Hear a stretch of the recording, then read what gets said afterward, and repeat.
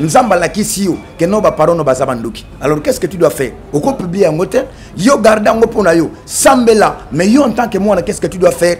Vivre bien na bango, s'il s'agit de bénir bango, salango, sambela ponango. Pourquoi? Parce que Bible est recommandé. Lelo ezana batwebele baso vivre consciemment na kat na péché. Azana via hypocrisie, azana via mensonge, azana via impudicité, na via mubulu, yeba bar yeba wina boine. Mais bien aimé, c'est une porte ouverte par Satan le diable. Bat musu babungi sakaba bien ya valeur. Biloko ezala kanango ya bien ya valeur abungi. Babungi sango régulièrement eza ba signe que l'ennemi azo contrôler vina yo. L'ennemi azo landa yo ayede vina yo. Keba me bien aimé, yesa lelo na batwebele ba poursuite batwa bimela ka bango physique. Mutu wana landa ka yo pambate. Mutu mususu soko ke na contact na ye, obimi osali rapport sexuel na ye parce que azala ki l'un des agents maléfiques de l'agent Satan le diable. Mais bien aimé, au créer point de contact na mutu wana. Ah même si vous kabwana plusieurs années, beaucoup tanaka souté, mais bien aimé poursuite satanique olanda yo. Pourquoi? Parce qu'il y a nuirio. Bible le dit que non va bénir le diable et les voleurs. Il ne vient que pour dérober, égorger et détruire. Alors tant que Zolanda yo wana bien aimé, et ça lui pour baby sa vie na yo.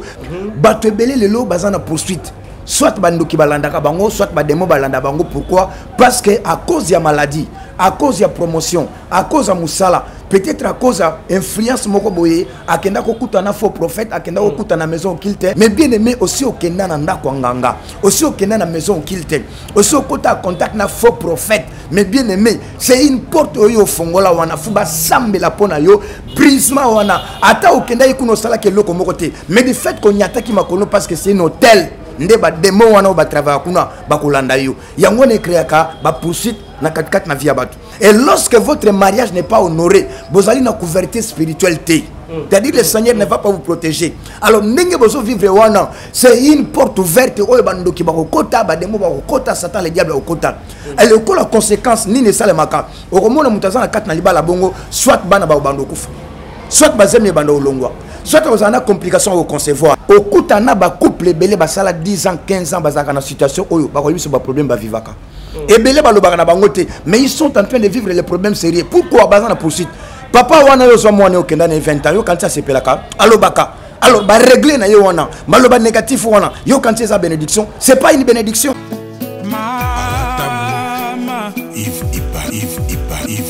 Love is crazy, love is funny. Ozana mingi balobaki ete Seigneur Jésus-Christ asalaka lisusu te ndenge abandaki kosalakala yango ngai pe nayebisaki ba oyo batambola partout baluka ba délivrance ba matana ba avion bakenda partout ba délivrance simba te boya epai na Seigneur Jésus-Christ nde bokobika bato wana pe bayaki pe baleki ba délivrance babiki bino moko botala ba témoignage nga frère na bino na kati ya Irlande nazali na ba blocage ba porte tout ezalaki fermé. Mais depuis na leki na délivrance na papa Moïse makambu tout efongwami na sombi dendaku ba pasi na nzoto esili changement ebele salami na ba aspect nyonso nzamba ozana azosala. Shalom shalom peuple de Dieu, nga mama Jeannette en tout cas na belaki tension makasi na yokota na YouTube na kota na Ozana pasteur Moïse abondel pona bandeko les mêmes jours na keipa docteur nanga atalinga tension esili bilonyo sibanda sanga palpitation esili.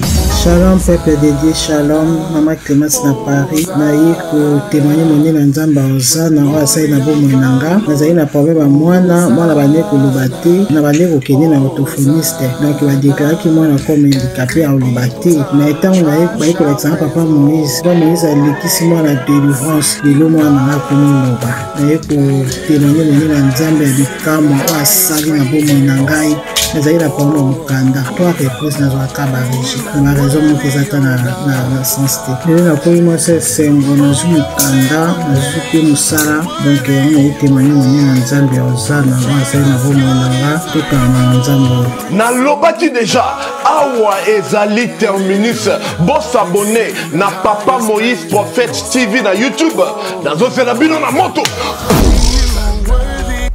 sœur Katimura nazali naturothérapeute nazali kosunga bandeko bazali na bokono ndenge na ndenge au moyen de plantes naturelles. Bandeko bazana ba problème ya ba hémorroïdes interne tout comme externe, infection urinaire, prostate, azoospermie, obota ezalité, rhumatisme, nerf sciatique, goutte, règles douloureuses, glaucome, vision floue, motupa si intense, sinusite. Awa naza na kati ya laboratoire. Awa nde bisika na séchaka ba plante, ba nzete, ba makasa ya ndenge na ndenge, depo na nga yango yo esika na salaka ba formule na ba solution na nga. Merci na équipe mobimba ya Maison chez Cathy, en particulier Joyce. Shalom, shalom, peuple de Dieu de partout. Vous qui suivez cette grande émission, la retraite chrétienne avec Yvan Ipatos, de temps de faux.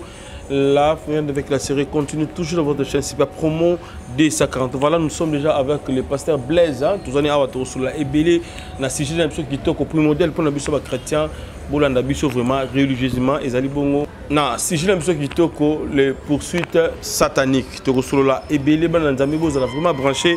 Bon l'ambition, comme je dis toujours, religieusement. L'homme de Dieu, bon santé, na yo, moi, Nicolas Bélé. Nicolas Bélé, papa. Comment sous les lots? Bah, moi, biso sous les lots, tu es bango, enseignement, mon quoi bien, ou pambola biso. Santé, ça bien, église, pays, tout ça bien. Voilà. Le sam pour que tu aies dans ce genre de biso. Tout bon délit. Seigneur notre Dieu, nous recommandons ces enseignements entre tes saintes mains, que le Saint-Esprit mette la parole dans nos bouches, afin que ton peuple puisse être béni. Nous nous levons pour menacer toute pensée qui n'est pas de toi, que cela s'éloigne de nous. Au nom de Jésus-Christ, nous avons ainsi prié, nous disons Amen. Amen. Merci beaucoup l'homme de Dieu. Alors, pourquoi thème Oyo les poursuites sataniques? Par là, l'homme de Dieu. Merci beaucoup, Papa Yves. Thème Oyo, Nkolo appelle sur le poursuite satanique parce que vie makambo ebele zo le kanavi abana nzambe yango nzambe a inspiré bisoto partager na thème Oyo les poursuites sataniques. Alors, poursuite ezanini ezali action de courir après quelqu'un ou quelque chose pour l'atteindre. Balobi que non poursuite ezali rechercher avec ardeur ou avec colère. Mutu bazo poursuivre eza mutu bazo landaye na kanda. Alors lelo ban nzambe belé baza poursuivi par qui? Par Satan le diable. Satan azali ennemi na biso ba chrétien. Ba bengi accusateur, ba bengi le yende muta akizaka biso. Alors moi nzambe nyoso fa yeba que non, j'ai un ennemi commun au ba bengi Satan le diable. Yende mutu asala kanini alanda kabiso. Alors verset de base na biso tozu na texte na biso tozana mukana ya Exode chapitre 14 na verset 8 à 9. Exode 14 verset 8 à 9 Bible le dit. L'Éternel endurcit le cœur de Pharaon, roi d'Égypte, et Pharaon poursuivit les enfants d'Israël. Les enfants d'Israël étaient sortis la main levée. Les Égyptiens les poursuivirent et tous les chevaux, les chars de Pharaon, ses cavaliers, son armée les atteignit, campés près de la mer. Bien-aimé, awa na texte uti kotanga tozomona Pharaon représente les diables et les Égyptiens représentent les démons et les enfants d'Israël sont représentés par chrétiens que nous sommes. Alors, Bible est que non, Pharaon a libéré qui bana Israël babima ki bakendaki mais abandi ko poursuivre bango abandi ko landa bango aotika bango te mais yende mutapesa bango autorisation bakende. Alors eloko ni netinda ki Pharaon abanda ko poursuivre bana Israël azomisa bango sous 4 en Égypte mais bien aimé pourquoi? Parce que a remarqué que non économie na ye ekomaki est en faillite parce que bateau bazako salé musala bazalaki souté babimaki yango Pharaon abandi ko poursuivre bango. Bien aimé, exactement c'est ce qui se passe dans la vie chrétienne. Na 4 na vie na biso lokola bana nzambe.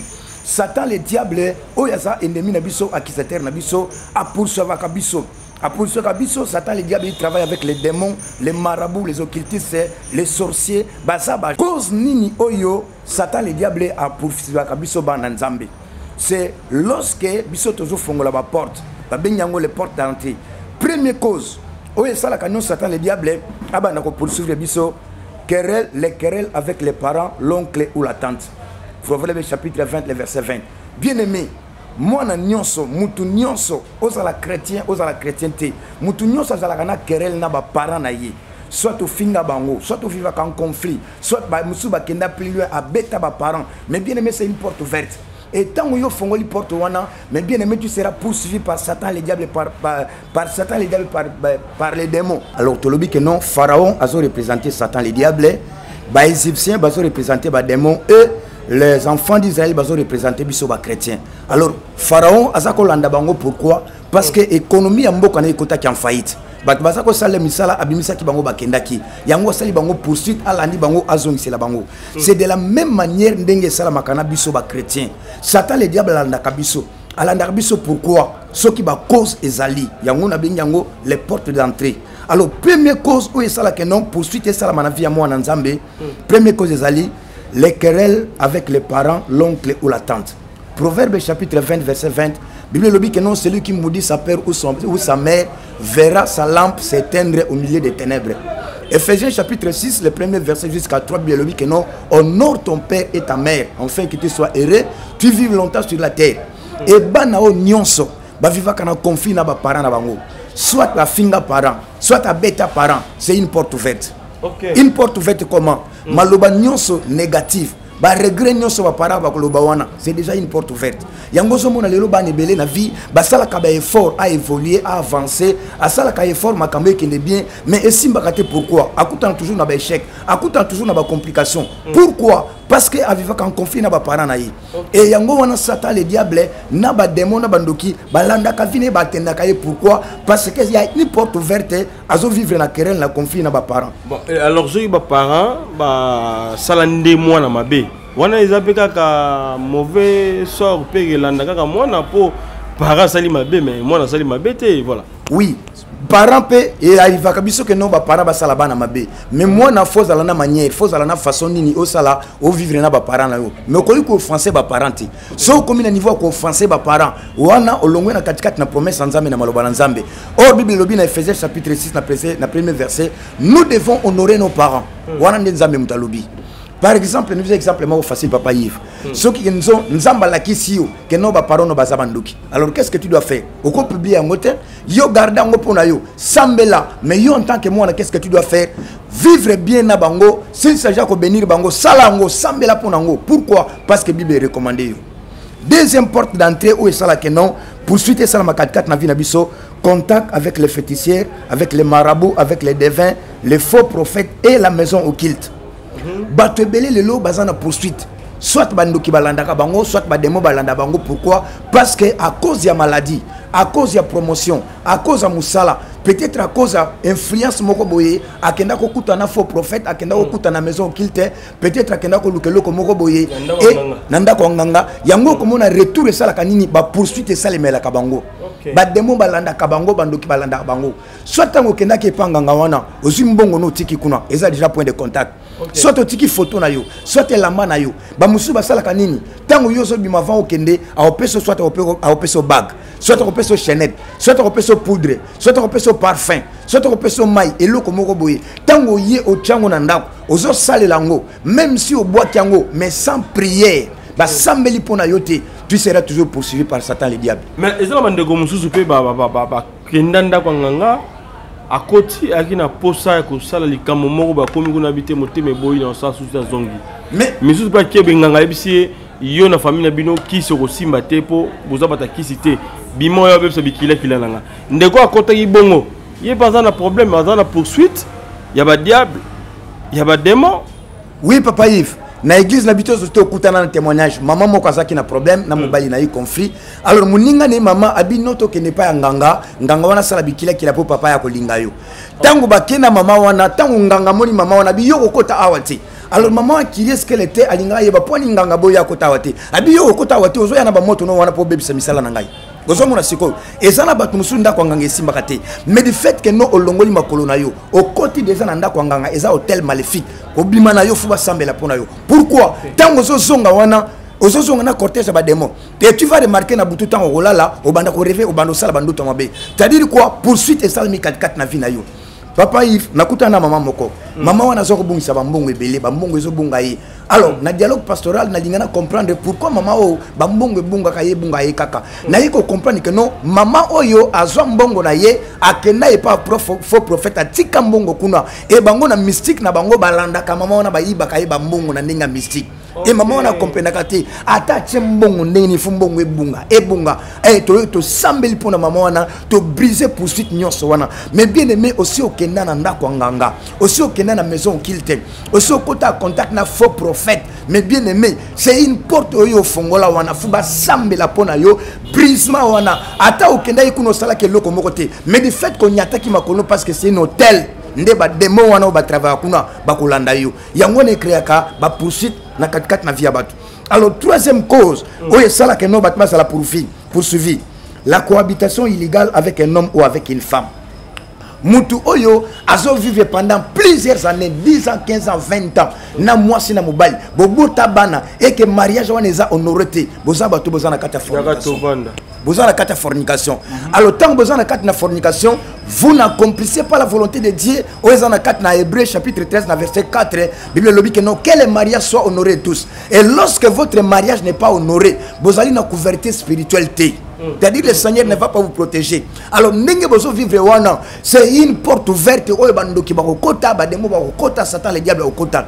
Et le ko la conséquence ni ne salemaka okomona mutaza na kata na libala bongo soit bana ba bando kufa soit bazemi bando olongwa soit vous avez complication au concevoir soit maladie permanente na vie bana lelo wana lobi wana beaucoup mon progrès les athées évolution les athées mutako simba mbongo asala ba projet pour avancer mais azo kende kate ba problème soleil. Pourquoi? Parce que les portes ouvertes wana vous êtes en train de vivre dans une fornication et yango wana poursuite et c'est la 4 na vina yo siko na bandeko ba sala fornication c'est net moment ba otala biso oyi ko yipsa bango nini musabi la lingaka nanga ko bala mwana mwasi ena te malgré botela ngai bana tozala ninda ko mo na lingaka ke pena suste bon mo vivre kaka bolingo ya bana exemple na moment belé lino banda ko mabala na bango bazana bango na bolingo ya mobali lisusu te ben naza pe na posa libala te mais to vivre ka pona bana autoboti oyo nebite l'homme de Dieu est-ce que on a pe poursuite ezala par na bango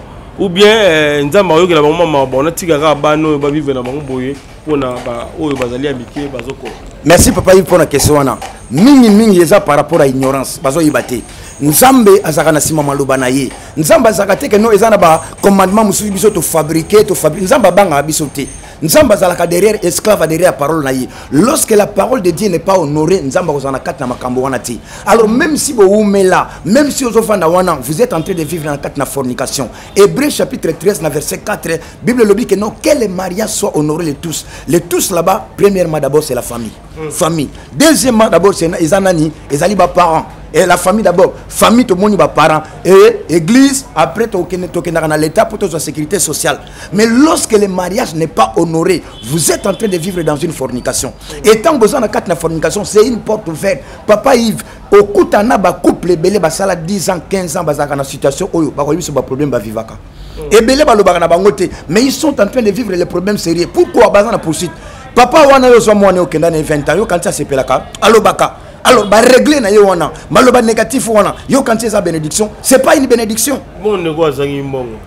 Azangi mbongo papa Yves, makamba libala ezalate que non sala ngoka mukolo moko. Libala biso no to bala ezaka ba se préparaka. La première des choses vous devez avoir la volonté.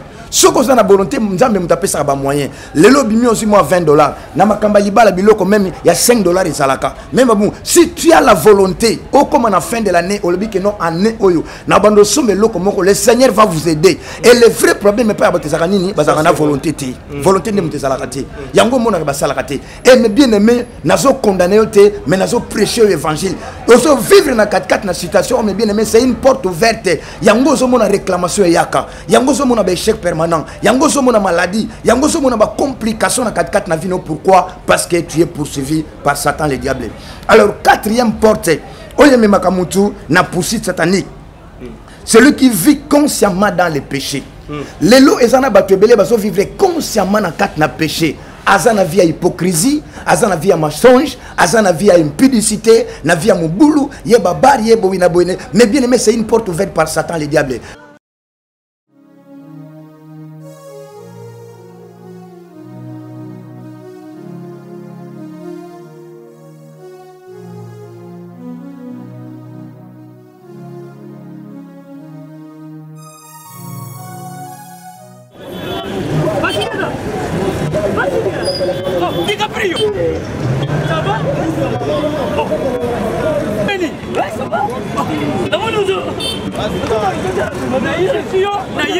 naye na nzili awa naza na Saint Thérèse bapesi nga adresse ya agence oyo ya vrai oui aller retour oui kokende bezo oui tika soko za na Saint Thérèse le seul et l'unique comme ça oui.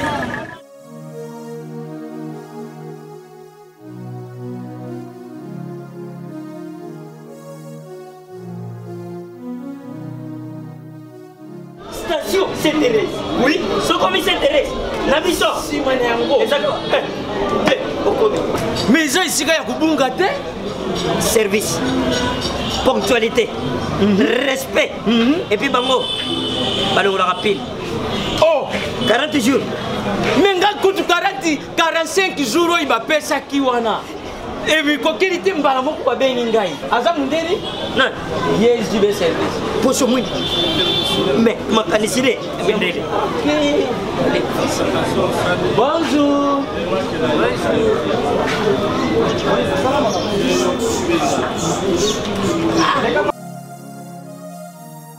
Papa Sule, DiCaprio. Papa Sule, DiCaprio. Omonio. Eh, la Jibe service. Et puis il y a José Baïla. Il y a José Baïla. Ah, moto moi de le mo. Ya mundede. Attention ton ganayo. Mutego longwate. Comment ça ton ganayo bigba. Yango Jibe service. Et ça kaka on a qui ça. Teye. Oh, Angola. Brazzaville. Tozuket. Kalamingite. Mokili mabimba. Abilo. Aujourd'hui. Donc à longo di biso pili ya makambo ezaki 40 jours mais au comment la contenir ça 6 mois. Papa Sile. Yebisa na voici. Oh ba ça ba ndeko na meki. Na meki la poto. Place ya série ya kota bilo. Eza pa ya José Baïla. Cibe service. Eza kubeta bango toujours. Frappe finale. Frappe finale retour. T'inquiète. Ah. Fondation Tabita Dorcas, Maman Mireille Maingi a lancé appel na mutu nyonso de bonne foi. Moto nyonso oya sungaka ba ofele nzambe akota likambu na ye. Ba mama bazana fondation oyo bazana bana ebele bazana batu ebele rentrée scolaire yango oyo bana ba ofele po batanga. Yo muto lingaka ba ofele ba lia mbongo na yo ko gaspiller te. Contactez Fondation Mama Tabita Dorcas. À partir ya kubinga Maman Mireille, nde Maman Mireille moi quelque chose ake baka ndazo sunga bana nyonso bazana ba balabala, bazana banzela, benfirmier, bendicapé, buna nyonso tu kaka sana ku soutenir bossa makambu nyonso yo vana na harmonie. Fondation Tabita elisu liboso rambino. Kosenga lisungi na 1 euro na yo, na 1 dollar na yo na 1000 francs. Kosunga bitike batanga baza na bonne santé, bazo eloka kolia, bazo atama ya komela, bazo telamba kolata, baza na bonne éducation. Nzamba alobe senga kopesa eleke senga kuzwa. Tango zo kanisa babitike eza ozo defisa nzambe. La Fondation Tabita Dorcas Espoir a le souci d'apporter le sourire à ces enfants démunis que la société a abandonné parce que les parents ne sont pas là. Fondation Tabita Dorcas ezo sunga bofele bana bitike ba fefe ezo sunga bofele bana bitike ba fefe Mama présidente Mireille Chubae ya Jomas Masamba merci maman. Oyo apesa ke papa ofele achaka nzambe musapi na lisu. Enfant de Dieu. Na Pesibilombote na Kombo na Yesu, c'est bien moi votre frère, le pasteur Israël Nash. Je vous salue au nom de Jésus. Je suis précisément à Kinshasa. Naza responsable à Ophelina. Jésus est mon papa. Naye liboso na bino pour na représenter bino bana o bozomo na bilili pe ba difficulté tozanango.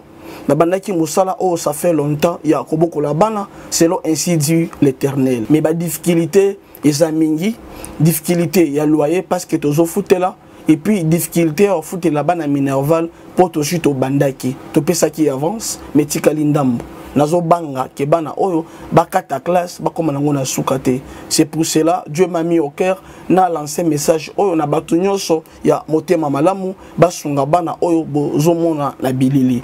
Bana oyo bozomona na bilili ndambo na jeu na rond-point Ngaba, ndambo Victoire, ndambo Limité et puis ndambo l'état pesingai. Pona bande kolanga nyonso ba congolais bobi ba réalité nini to passer nango na mboka. Soki nga simple individu na ndimi kozwa bana oyo na bokola na ainsi dit l'Éternel. Soki l'état s'est décidé to mona suba fazer na nzelate. C'est difficile ya osala ngonga moko. C'est pour ça nazo lancer appel na bana nyonso nzambe pona classe ya bana oyo pona loyer na bango kolata pe kolia na bango. Na osenga na batu nyonso baza cœur sensible pe baza na motema kosunga ba sunga biso pe ba salisa biso. Toza na commune ya Kalamu, quartier Kauka, référence ya monene tukangami na université Kimbangiste, avenue comme nango eza Marin numéro 16. Numéro de téléphone na biso pona bato balingi ba contacter biso pona ba détail mosusu eza plus 243 89 72 32 229.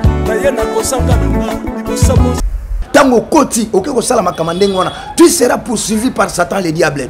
Nakuta na sambela ipona faire moko. Faire wana eloko nini komela kaye.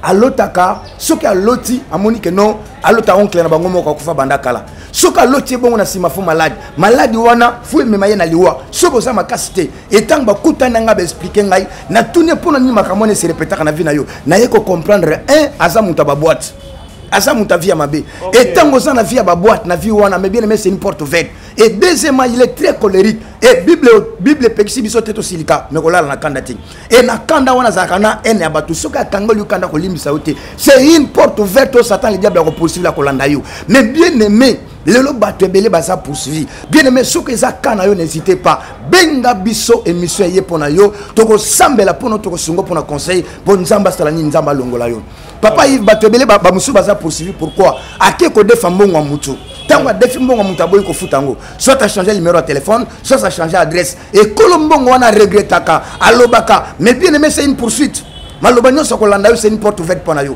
mususu apesa mutu promesse mais promesse wana accompli saka yango te mais bien aimé poursuite au sala ma 4 na vie na yo et maintenant siko na lingela baba signe ndenge nini wana na pesi quelque chose c'est une question bengana tout na ndenge nini ndeko yoba kaza poursuivi voilà ndenge nini wana pesa quelque chose ezebele mais na pesi ndambo wana pona émission ça temps benga biso toko solola ba quelques signes parmi ba signes premièrement okoye bandeni kende na zawa na zana poursuite soit bandoki bazolanda ngai ba demo bazolanda ngai ennemi azana même mise na vie nanga premier signe la perte de l'argent des bijoux ou de autres biens papa Yves lelo ezana ba tebele nde asala kanini abungisa ka mbongo abungisa mbo ekomelo 2 fois 3 fois et si ko tchaka mbongo yo moko yebi peut-être ça na fongola mais on remarque que no ba mbongo ebunga yo kaka c'est-à-dire il y a quelque chose qui ne va pas dans ta vie à toi et si quand na uto pesa témoignage et si quand no kenda ko tika mbongo na yo nde esiko kenda ko tika mbongo no wana ba demo bazana possibilité ko ya batebeli le papa Yves même na ba boutique batekaka même na wenze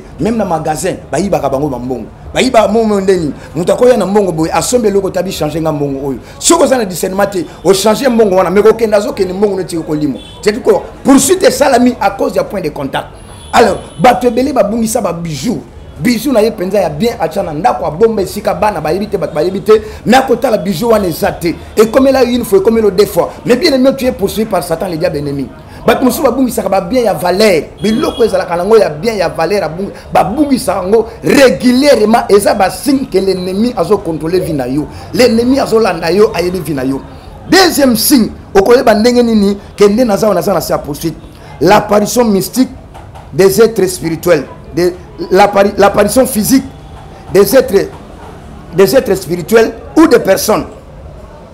Mutu mususu papa Yves ndenga tambo kana voiture wana aomona lokola mutazo landai aomona lokola mutu moka za pembe na yi et comme la kaye régulièrement to benyango l'apparition physique des êtres mutu mususu tango alali na butu amona lokola na lubi mari de nuit femme de nuit mais amona lokola mutu moka za pembe na yi lokola mutu moka landa kaye wana ndoto to physiquement basa esale maka na journée na butu pe na ndoto pe tango lali amona ka présence moko pas que non bazo sala amour mais amona ka lokola mutu moko sala pembe na ye lokola mutu moko landa kaye ba musuko so ke plus loin ba yo ka mingongo voix audible to bengango wana bio ange voilà ba ya ba ange zalaka ya ba ndoki pe ko zaka to pe sa différence oyo ka lokola mutu so benga yo bengi Yves obaluki mutazate oyoka mingongo na régulièrement eza na moyi oza na voiture eza na buto lali oyoka bavoi wana peut-être voix musoko identifier yango ah mungongo wana yebi yango mutu wana mais omona ka ye physiquement te oyoka kaka mutu wana azolanda yo eza poursuite azolanda yo pourquoi mais bien aimé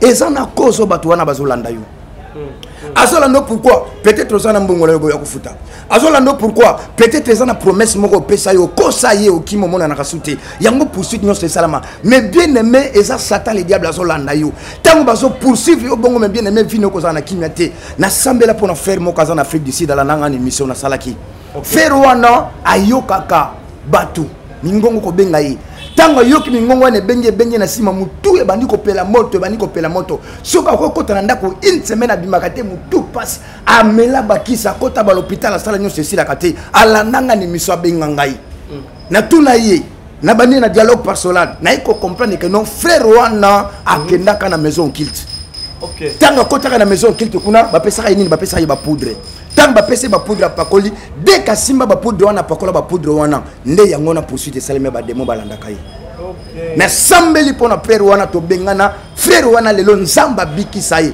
alors bato na babanda ko landele pona nini parce que sika kenda ko kota mais bien aimé sika nini yo kotaka quand tu as un problème nani okenda ko consultaka et sika nini okenda ka mais bien aimé keba mais bien aimé yesa lelo na bato belé ba poursuite bato abimela ka bango physique mutu wana landaka yo pambate mutu mususu soko okena contact na ye obimi osali rapport sexuel na ye parce que azala ki l'un des agents maléfiques de l'agent Satan le diable mais bien aimé au créer point de contact na mutu wana même si vous avez plusieurs années, beaucoup de temps, mais bien aimé poursuite satanique au landayo. Pourquoi? Parce qu'il y a nuire. Bible le dit que non va bénir le diable et les voleurs. Il ne vient que pour dérober, égorger et détruire. Alors tant que vous avez bien aimé, et ça lui pour bébé sa vie na yo, mais mission est pour na yo, benga biso bien aimé tout ça wana, tout sunga yo na conseil, tout semble la pour na yo, afin que poursuite nyon soit salanini etika mo bomo ina yo. Voilà. L'homme de Dieu n'a tout na question moko eza pertinente pour na biso. Eza na bande ko belé lelo, ba comment na oubli makasi. Vi na epene comment ata somelo ko na tongo a déposer sika na kati ndako na ye moko azoyeba te atiaki wapi. Alali na butu, aloti ndoto, azoyeba te alotaki ndoto nini, azokoka ko maintenir ndoto na ye moko te alotaki.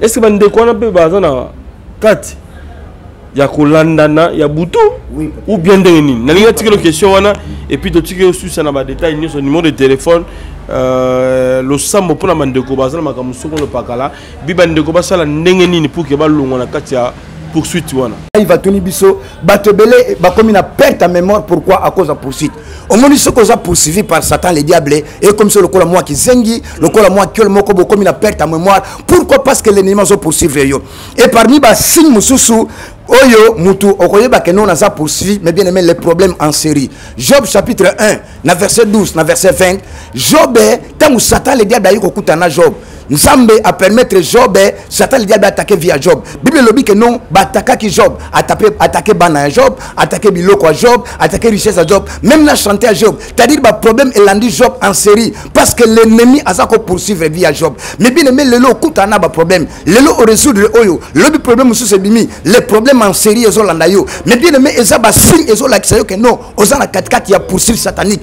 ennemi azana sima na yo ezolanda yo soko so tikala ka bongo menvie na yo o se retrouver bien aimé ba né époussé ba mbongo yozwa vie na yo nyonso kutana ngo osale loko moko te na vie pourquoi parce que on négligea qui poursuite nyonso yo sala kawana yango to yepo na yo bien aimé to sunga yo to sambela pona yo nzamba sala nini nzamba délivrer yo alors koyeba ndenge nini kende na sa awa na sa poursuite les mauvais rêves répétés les mauvais rêves réguliers. Matthieu chapitre 27 verset 19 moi c'est Pilate azolo bakeno aujourd'hui j'ai souffert dans les rêves à cause de cet homme là abi lelo na butu na nyoko mina ndoto na ngai pona mutu wana lelo sana batobele bazo nyoko na bandoto na bango na babutu pourquoi parce que baza poursuivi par l'ennemi par Satan le diable Et dis-moi les rêves que tu fais, je te dirai qui tu es. Bayebaka état d'âme ya mutu à travers bajara bandoto yo salaka. Mais bien aimé na bandoto na yo salaka wana. Okoyeba que non ça poursuivi par l'ennemi. Na ndoto no mona kabatu balanda kayo. Peut-être baza ba militaire, baza na ba arme bazo tirer yo. Peut-être ko mona bango baza na ba kraka, balingi ba kanga yo. Peut-être ko mona bazo landa babo tolo mwana, babo tolo mbongo, bazo landa yo mais bien aimé po ba kanga yo. Ndengo sa wana, o salaka bajara bandoto wana régulièrement 4 na vie na yo. Et ça poursuite mes bien-aimés. Ce que ça qui na zemi au mona zemi longwe. Au mona ba complication bandi, ba problème de bandi 4 na vie na yo. Parce que pourquoi? Parce que tu es poursuivi par Satan le diable. Alors mes bien-aimés, et ça ma kambo yo négligeaka, mais le lot par la grâce de Dieu on néglige en tes poursuite.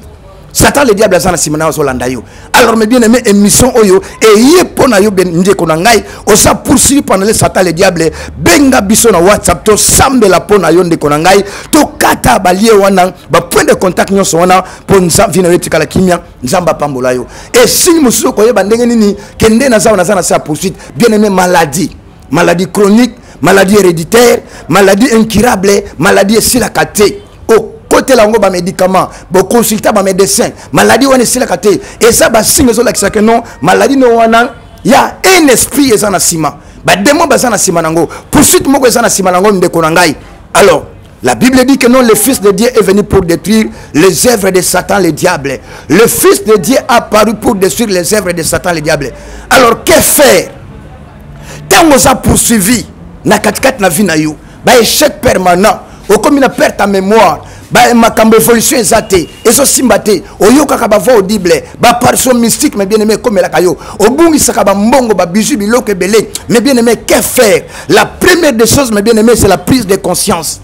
Okobi manakat na makambo za lango wana te soki conscience na yo salité. Romains chapitre 12 verset 2, Bible le dit que non ça est transformé par le renouvellement de l'intelligence. Nous devons avoir l'intelligence renouvelée. Ndingo so yo kawa bien aimé, eza vina yo. Satan le diable asa spécialiste a comme bato inutile. Au moni que non ba mbongo simba musala yo sala makambo yo sala oko se retrouver par terre, oko se retrouver inutile 4 na vie na yo. Pourquoi? Parce que tu étais poursuivi par l'ennemi. Mais na tongo na lelo na lingi ke na nzela mateya oyo yo kinde konangai benga biso to sambela pona yo ponzamba bikisa yo. Deuxièmement, la réconciliation.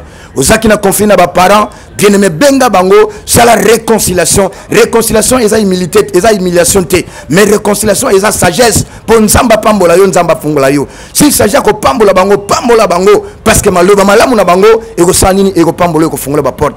Na mukanda na 1 Jean chapitre 3 verset 8, Bible le dit que non, le Fils de Dieu est venu pour détruire les œuvres des diables.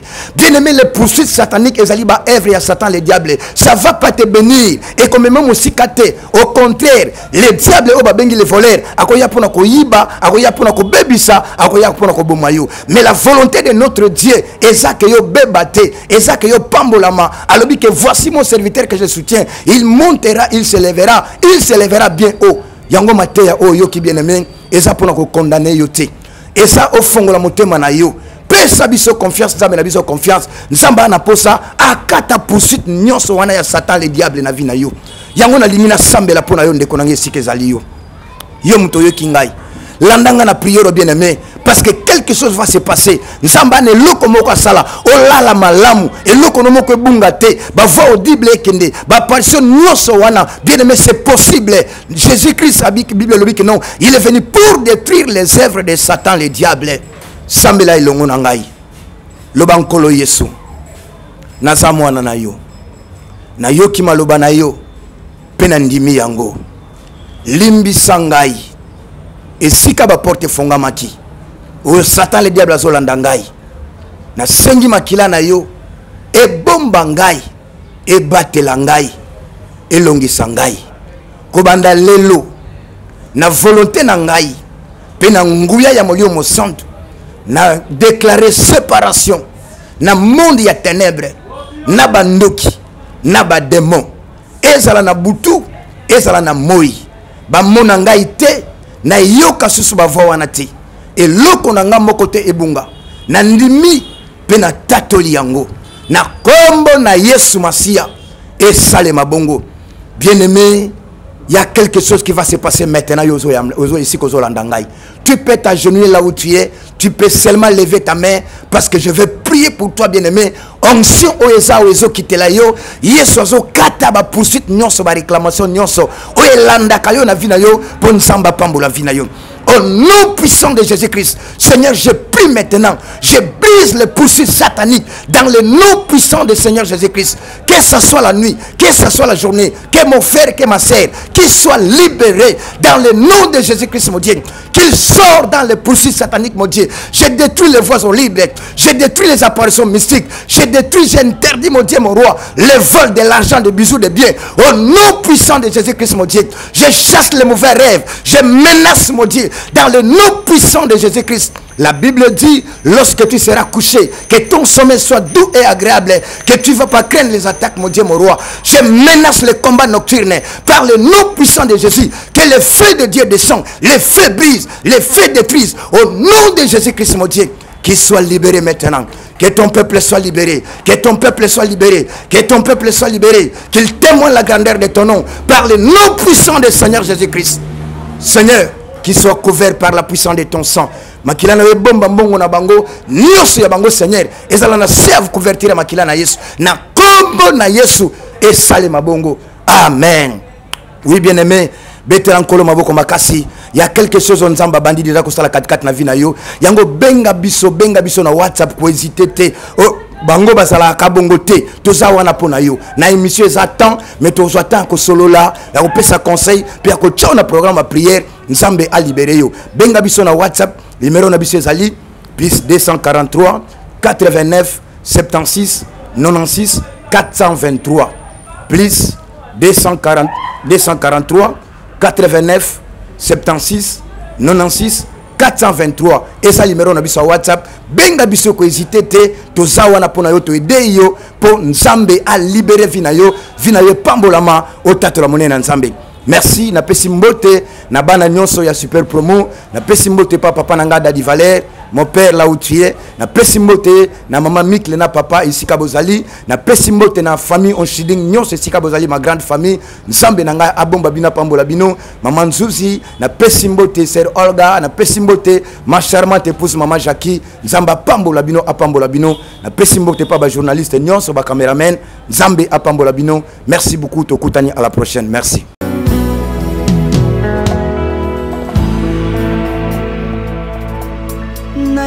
Papa na yo, papa nanga, monisanga loboko na yo. Naipa na yo, mon santo yo, monisanga loboko na yo. Zamba lolo yo, azo sale,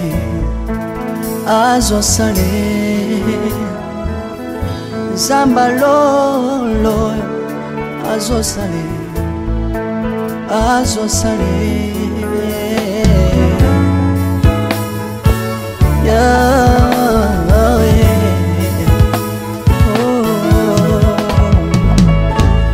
naipa na yo, papa nanga, monisanga loboko na yo. Naipa na yo, mon santo yo, monisanga loboko na zamba lolo yo. Azo sale,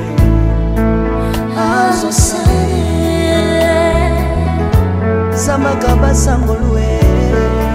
Azo sale,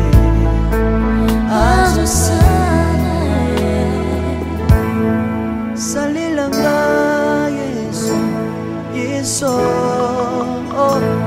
Salilanga Yesu, Yesu.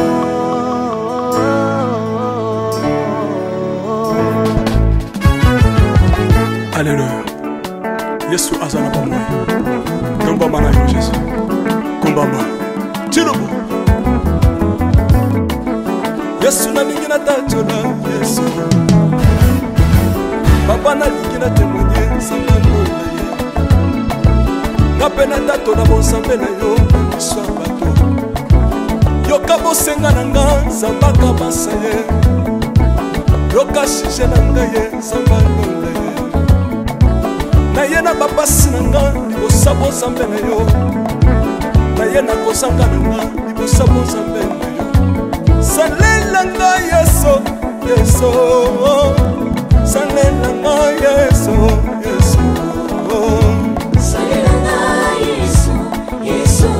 Salelanga yeso, yeso. Undelanga yeso, undelanga yeso, yeso. Undelanga yeso, yeso. Undelanga yo. Longisanga yeso, yeso. Longisanga yeso, yeso. Longisanga yeso, yeso. Longisanga yo. Longisanga yeso, yeso. Nalebi bia bisenga senga sanga londe.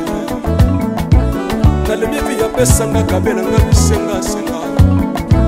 Yesi moko nini ye, bato bakolia pe na sima na ngai. Yesi moko nini ye, bato bakolata pe na sima na ngai. Yesi moko nini ye, bato bakovanda pe na sima na ngai. Nalebi bia bisenga senga sanga londe ye. Lokota ngai yeso, yeso. Lokota ngai yeso, yeso. Lokota ngai yeso, kotika ngai te. Lokotanga yo yo,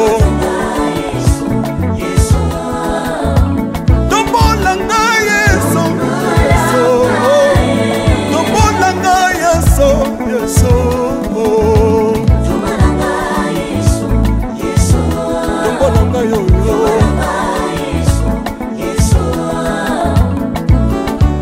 le le le le le le, laisse moi fako, le le le le le le, laisse moi fako. Watitishina watitishina nsambi watsenzelela. Watitishina watitishina nsambi watsenzelela. Yeso yeso. Lesa mukatanga lesa. Lesa mukatanga lesa. Lesa mukatanga lesa mukatanga ye. Lesa mukatanga lesa. Hallelujah. Chirobo. Chirobo. Soki nazoyemba opekisanga te oyebi te bisika nzambe alokotanga unayemba boye. Soki nakoma kosambela sambela opekisanga te oyebi te bisika nzambe azwanga unasambela boye. Soki nakoma kobina bina opekisanga te oyebi te makambo nzambe asalelanga unabina boye. nzambe nazobinela aza nzamba bosolo oyo naza koyembela yembezanga libela. nzambe nazoyembela aza nzamba bosolo oyo naza koteya yembezanga libela. lelelelelele nalingi mobala oyo mobala oyo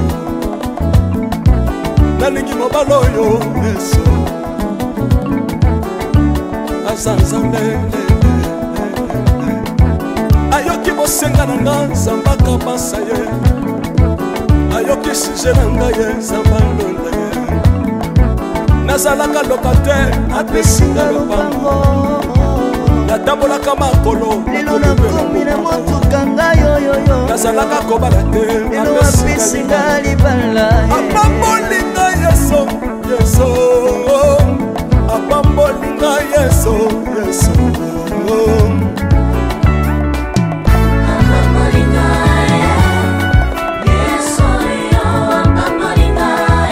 Yesu apambolinga Chilobo Yesu alokotinga apesitina Asa nzambe nalingo beta mololo bisika ezali yo beta mololo wapi bafisi du prophète bana royaume de Dieu bana centre de réveil ozo bouger obinaka wapie mpona pambola yo ingénieur ki on est ensemble na yesu elongo tozomata mabe ya nzambe eza wapi soki nzambe azopambola yo lingana tokutana